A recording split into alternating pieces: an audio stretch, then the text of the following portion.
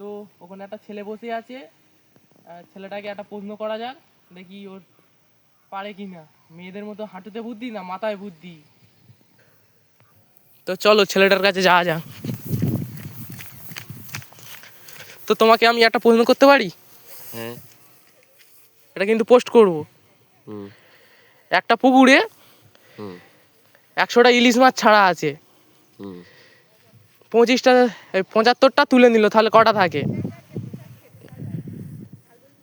বলতে পারলে গিফট আছে, ভেবে বলো। 25টা। একটা কথা বলি, পুকুরেও কি ইলিশ মাছ থাকে? ছাড়লে অবশ্যই থাকবে। এটা কোন দেশে হয়? এবার তো বুঝতে পারছি মেয়েদের মতন তোমার হাঁটুতে বুদ্ধি। তো গাইস, তো হয়। তো গাইস, যদি উত্তরটা ভুল হয়ে থাকে কমেন্টে অবশ্যই জানাবে।